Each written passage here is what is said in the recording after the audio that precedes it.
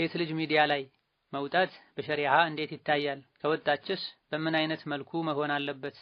ለምሳሌ ዩቲዩብ መስራት አላማው ገንዘብ ማግኘት ሲሆን ጥሩ ነገር ነው የማስተላልፈው ከማለት የተነሳ ሚዲያ ላይ መውጣት እንዴት ነው ቢያብራሩልኝ የሚል ጥያቄ ነው። ይህ አይመከርም። አላህ ተባረከ ወተዓላ ሴትን ልጅ ወቀርነ ፊ ቡዩቲኩነ ወላ ተበረጅነ ተበሩጀል ጃሂልየቲል ኡላ ወአቂምነ ሶላተ ወአቲነ ዘካተ ወአጢዕነ አላህ ወረሱለሁ ብሏቸዋል።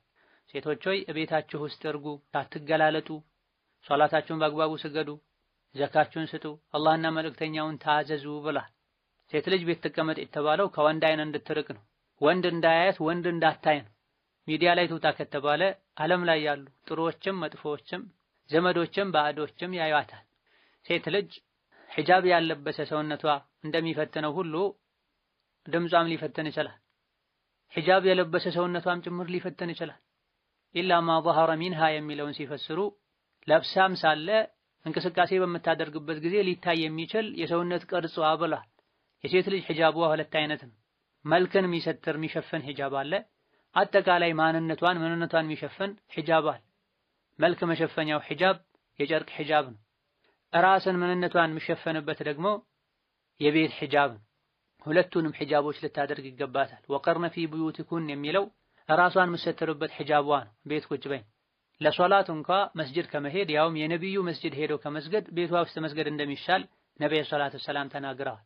ይህ የሆነው የሴት ልጅ መውጣት ከወንድ ጋር መገናኘት መተያየት ፈተናው የከፋ ስለሆነ ነው። ቡኻሪና ሙስሊም በዘገቡት ሐዲስ ማ ተረክቱ ባዕዲ ፊትነተን አضر على الرجال من النساء ብለዋል ነብዩ ሰለላሁ ዐለይሂ ወሰለም። ለወንዶች ከሴቶች የበለጠ ፈታኝ የሚባል ነገር የለም ብላ ወንዶችን ማበላሻ ከዲን ማራቂያ ቀልብ ማድረቂያ መንገድ ሴቶች እንደሆኑ ያወቁ የእስላም የአኽላቅ ጠላቶችም ሴትን ባገኙት አጋጣሚ ሁሉ ከወንድ ጋር እንድትቀላቀል ሒጃቧን እንድትተው ሐያ እንድታጣ አድርገዋል።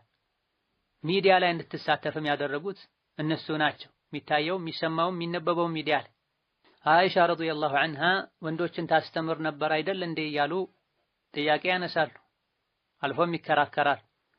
አይሻ ረዲየላሁ ዐንሃ ወንዶች መሃል በወንበር ላይ ቁጭ ብላ አልነበረም ታስተምር የነበረው።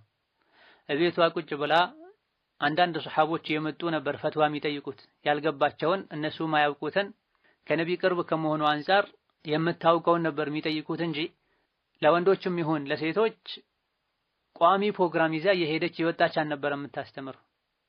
ነዓም ሴት ልጅ ባለችበት ቤቷ ውስጥ ሆና የሴቶች መስጂድ ውስጥ ሆና የሴቶች መድረሳ ላይ ሆና ያውም ይሄም ሳይበዛ ሴቶችን ልታስተምር ትችላለች። አማ ወንዱም ሴቱም ካፊሩም ፋጅሩም የሚያየው ሚዲያ ላይ ወጣ ሒጃቧን እንኳን አድርጋ ቢሆን ልታስተምር አይገባም።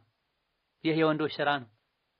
አላህ ተባረከ ወተዓላ የሴት ነብይ ያላከበት አንዱ ምክንያትም ይሄ ነው። ዲናችን ማንኛውም ፊትና የሚያመጣን ነገር በሩን እንድንዘጋ አስቀድሞ አዘውናል። ሴቶች ሆይ ስትነጋገሩ ድምጻችሁን አታለሳልሱ፣ ልቡ ላይ በሽታ ያለበት ሸር ይከጅላል፣ ስትራመዱም ጫማችሁን አታስጭሁ ኢላ ገይሪ ዛሊክ ብሏል አላህ ተባረከ ወተዓላ። ስትራመድ ጫማዋን እንዳታስጭሁ ተከልክላ ሳለ ሚዲያ ላይ ወጣ እየሳቀች እያሳቀች ተናገር ብሎ ሸሪዓ ይፈቅዳል ማለት በጣም ከባድ። ሴቶችን ዕቃ ስትጠይቋቸው ከመጋረጃ በስተጀርባ ጠይቋቸው እያለ አላህ ተባረከ ወተዓላ ሚዲያ ላይ ወጣ ምናልባትም እጆቿ እየታዩ ጭራሽ ሁሉ ፊቷን ሳሸፍን ተኳኩላ ተውባ ሁሉ ታስተምር ወይም ስለ ዱንያ ትናገር ትነግድ በጭራሽ አይባል። ሰርቶ የሚያስተዳድራት ከሌለ በአግባቡ ራሷን ሰትራ ሱቅ ከፍታ ወይም በሌላ መልኩ ስራ ትስራ። አማ ሚዲያ ላይ ወጣ ማንኛውም ማየት የሚፈልግ ሰው ቴሌቪዥን ዩቲዩብ ከፍቶ ማየት በሚችልበት መልኩ ስራ ልሰራ አይገባም።